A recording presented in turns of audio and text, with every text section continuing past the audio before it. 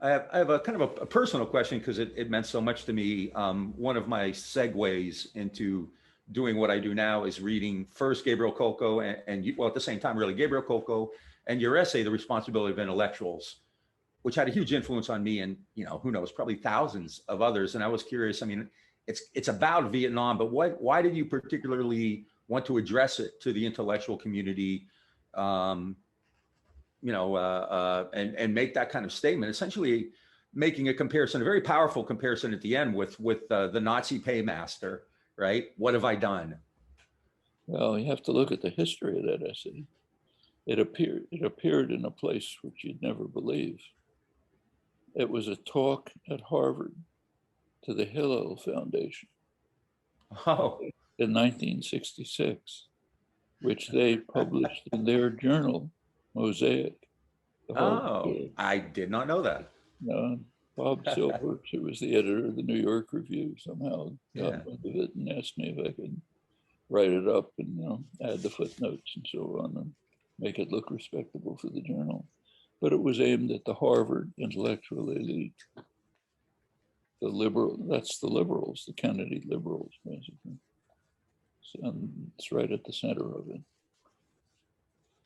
And how did they respond? I assume you didn't make new friends after that. Not many. If I try to, fortunately, it's a mutual dislike, so I don't care. But Yeah. I'm just not part of that society. Now, if you were going to write that today, would it be very different? Well, it would have somewhat different choices, but fundamentally not. Yeah. I mean, I think these are long-term features of the intellectual community, which is just overwhelmingly subordinated to power. It's actually Henry Kissinger, who's a master of the art, put it pretty well. And he said that somewhere if I could remember his exact words, but something like the task of the responsible intellectuals is to articulate the positions of the people in power, to put them in the right form, which of course he was doing. So if Nixon in a drunken fit says, let's bomb the shit out of everyone in Cambodia, then Kissinger tells the Air Force anything that flies against anything that moves, so pure genocide. That's his job as a responsible intellectual.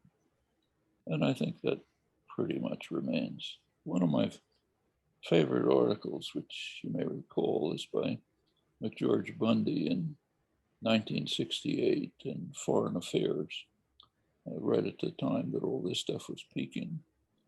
And it's about the critics of the administration policy in Vietnam. He says they're serious, honest critics who look at our tactical errors and say, should have done it differently and so on.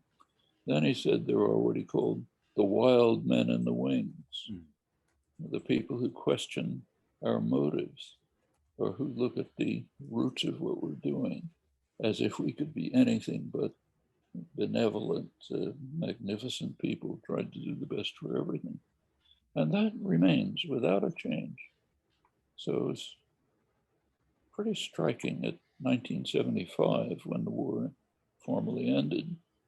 Of course, everybody had to write something about it.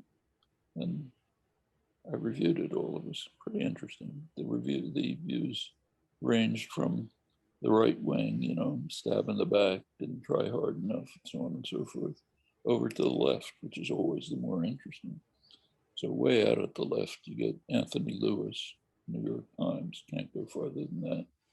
He wrote a very interesting article in the Times saying, which just captured the liberal intellectual mentality perfectly.